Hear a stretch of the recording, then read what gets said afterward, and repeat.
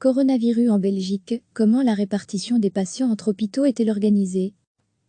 Lors du point de presse quotidien du centre de crise Covid-19, le porte-parole Emmanuel André a été interrogé ce vendredi sur la saturation des hôpitaux dans le Limbourg, le Hainaut et la région bruxelloise. Le risque de saturation est présent dans chaque région. Le fait est que, dans certains lieux bien précis, l'épidémie ait été plus active au début, fait que nous avons dû inévitablement accueillir un plus grand nombre de patients. Cela a eu un impact sur le nombre de patients hospitalisés et le déclenchement de certaines mesures de redistribution. Aujourd'hui, nous restons attentifs dans l'ensemble des régions. Chaque province, chaque hôpital est dépendant d'un certain nombre de lits disponibles et du nombre de personnes disponibles pour prendre soin des patients. Nous avons dit précédemment que la situation était un peu plus avancée dans 3 provinces. Aujourd'hui, nous n'avons pas d'indication pour dire que la situation est totalement changée au niveau national, a expliqué Emmanuel André. Des précisions ont été demandées sur l'organisation de la répartition entre hôpitaux.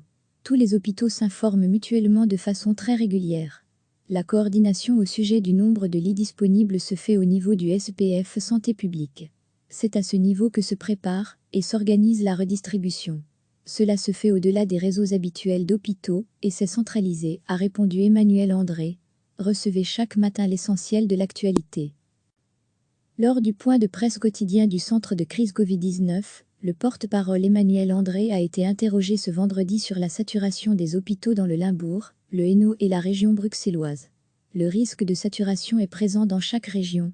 Le fait est que, dans certains lieux bien précis, l'épidémie ait été plus active au début, fait que nous avons dû inévitablement accueillir un plus grand nombre de patients. Cela a eu un impact sur le nombre de patients hospitalisés et le déclenchement de certaines mesures de redistribution. Aujourd'hui, nous restons attentifs dans l'ensemble des régions. Chaque province, chaque hôpital est dépendant d'un certain nombre de lits disponibles et du nombre de personnes disponibles pour prendre soin des patients. Nous avons dit précédemment que la situation était un peu plus avancée dans 3 provinces. Aujourd'hui, nous n'avons pas d'indication pour dire que la situation est totalement changée au niveau national, a expliqué Emmanuel André. Des précisions ont été demandées sur l'organisation de la répartition entre hôpitaux. Tous les hôpitaux s'informent mutuellement de façon très régulière.